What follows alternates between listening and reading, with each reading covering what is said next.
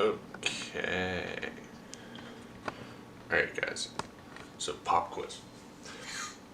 Did I actually get a shower? Or did I just make my hair wet so that it wasn't sticking up like crazy and I'm just pretending I took a shower for the day? The fact that I'm drinking out of a carton of milk may provide that answer. Okay. So, this is going to be part one of two, probably three-part series about Frozen 2, the dark horse candidate for what unironically became my favorite movie of 2019. So this first video is going to be about my biggest issue with the movie, because you really can't love something without seeing its flaws and loving through them. The second one's going to be out next week, and it's going to be about the music of the movie and the overall musical trends that I'm seeing in Disney movies as they go on.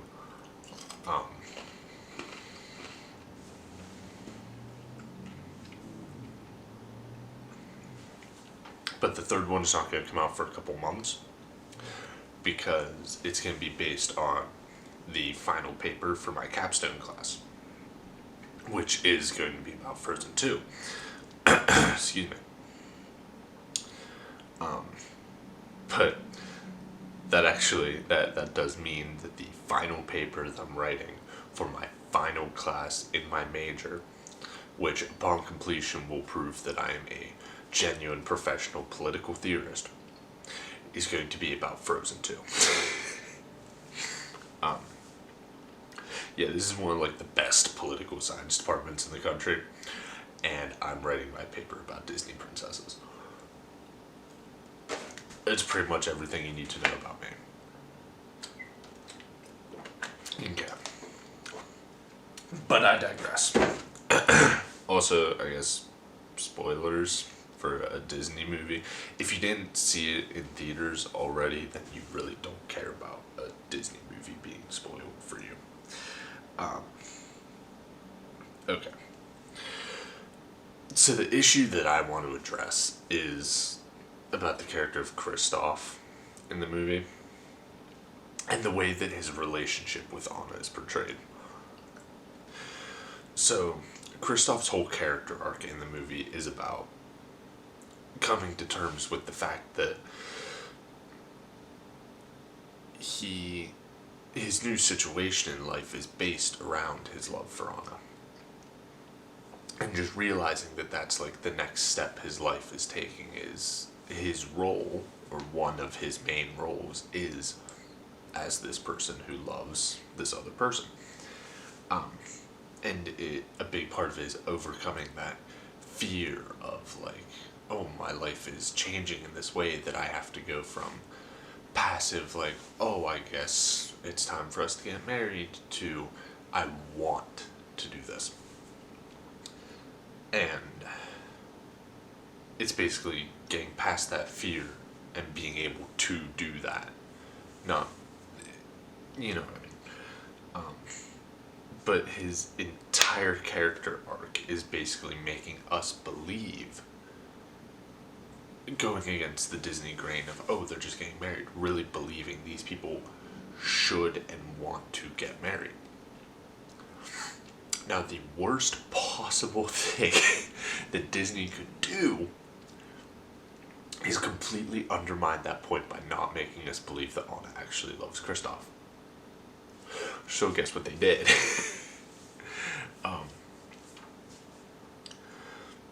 So basically, anyone who's seen the movie, you know, when Elsa and Olaf die, Anna, plain as day, just goes, well, there's nothing else in my life of value. What do I have to live for now?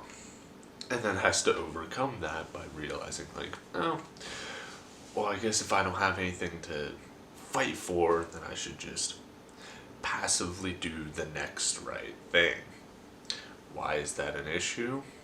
Because this comes right 20 minutes after Kristoff is man, my whole value in life is as a person who loves and is loved by Anna. It would really suck if she basically completely forgot about me. It was like, well, if I don't have my sister and the talking snowman, there's nothing else that matters to me, so I guess I just have to be passively good and not actively preserving the life of a person that I care about. Shucks. Like, in the movie, there really is no indication whatsoever that Anna actually cares about Kristoff. Like, I think once, towards the beginning of the movie, she says, "I love you." But, if Extreme has taught me anything, it's that you need more than words to really show someone that you care about them.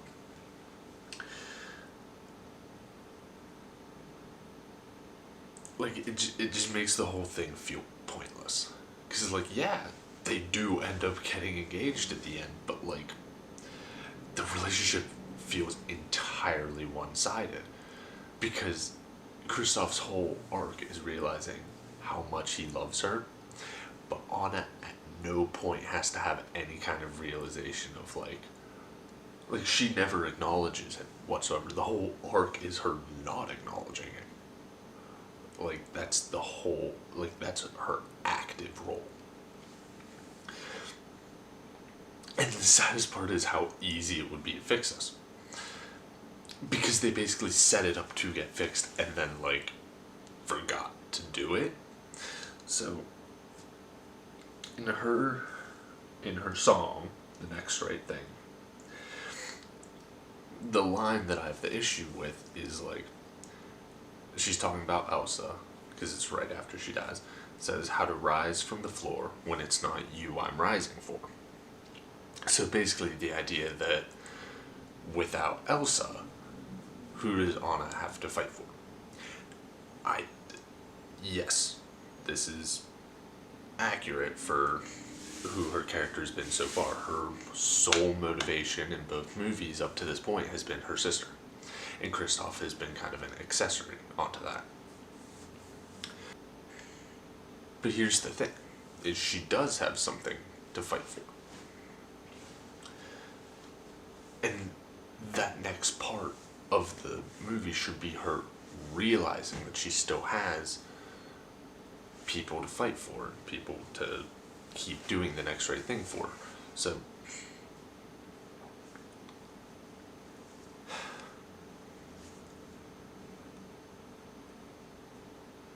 like, it shouldn't happen, like, in that song she goes, "Oh wait, I have Kristoff to still care about." No, because that's not how character growth works. There should be one moment where she just goes, "Oh, I do still have something," and all of a sudden it goes from, like, passively doing, like, the next thing that she can think of that's right, to suddenly going into action mode, being like, okay, now that I'm motivated beyond just, oh, I should do what's right, to this is what I have to do in order to keep these people alive that I care about. Because the whole, and this is what I'll be talking about in my actual, like, essay one that I'll be doing, like, my big paper that I'll talk about in a couple months. The whole point of the movie is Anna finding out what you need to do to be a real queen. Let me check the timer. Okay. I still have plenty of time. Let's move back here. I'm probably not in focus. Wait.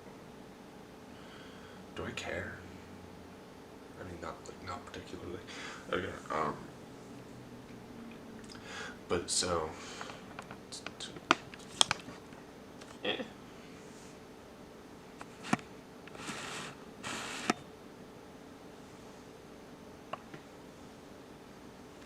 Sure. Okay.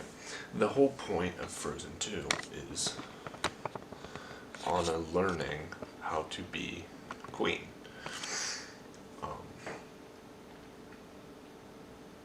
And she should recognize that her next step should be caring about Arendelle, the kingdom. But she doesn't have a moment where she's like, oh, I still have something to fight for. Like, that song is her saying, I don't know what I need to fight for, but I need to do this until I find it. But we never have a moment where she says, oh, I found it. So,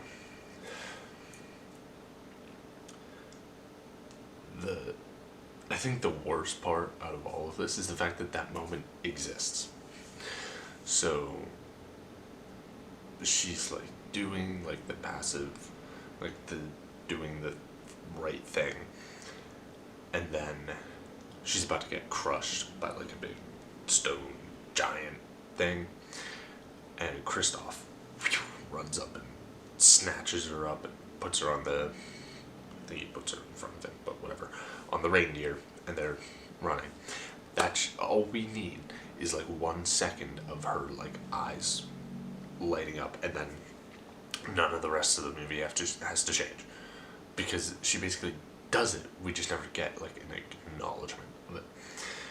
So like, we just need her looking at Kristoff and being like, oh, and then action mode. And then at the end, like, we just need a line about like, I knew what I needed to do. Like, I knew what needed to be done, and I was trying to do the right thing. But like, once I saw you again, to Kristoff, I forgot about the things that I lost and remembered what I still had. Being him, being the kingdom, being all of the people in the tribe that she just found, and all of the old soldiers. Like, she remembered the people that were still there, and that she needed to protect them. And then, and this is the thing, she could stop trying to do the next right thing and just do it. And the thing is that legitimately is her motivation in the movie, just without the part about Kristoff. So by adding him into that moment, we're legitimizing his role in the movie, and the fact that his story arc is entirely about loving her, by having her actually reciprocate those feelings. Because without that, the legit only moment in the movie where we're like, oh, she actually also wanted to get married, was literally when she said yes when he asked her. Up until that point, they could have taken him out of the movie and her role would not change. They could have replaced him with, literally with that, the other guy with the reindeer from the tribe, had him pick her up, and that's literally it. The characters would not have changed. So, because of that, I choose to believe that that line just happened off screen. Because it fits so well into the entire rest of the movie that I don't want that one line from the one song to ruin this entire movie that I love so much. Because I really do. Like, this is the kind of movie that just like hit me at the right time in life, and just like it appeals to a lot of my sensibilities. Like, I'll talk about the music later, but certain aspects about the music really just hit, like, it's a maelstrom of things that I like being put together, and it just comes together into a movie that I really genuinely love. And I don't want one stupid nitpick that I have to completely ruin that, considering, like, I'd say that this whole thing and messing that up, that puts it at like a 90. I mean, that's better than I get on a lot of assignments. So, I'd still say, like, that's fantastic. That's a better grade than I would give most movies ever. Like, if everything else is perfect and this one thing isn't, it sucks to let that ruin the movie in your mind when the actual score that you would take out and ultimately give it is still a good one. But letting that taint it, like, that sucks. So, yeah. Okay. Well, thanks to anyone, who's watching and indulging my egotistical urge to vomit my thought mucus all over the place. So just remember that these videos are just like me trying to put the way that I see movies out onto the internet, like give my specific perception. And like nobody watching this has to agree with any of this, and you probably shouldn't, because if your brain works the same way as mine, you probably need serious psychiatric help. So if you want to leave a comment, go ahead. I'll read it. I'll probably comment back super hyper aggressively and constantly defending my point because I'm a hypocrite. Alright, part 2 next week. It's gonna be about even worse than Disney characters and their romantic involvements. I'm gonna be talking about Disney movies and musical theater.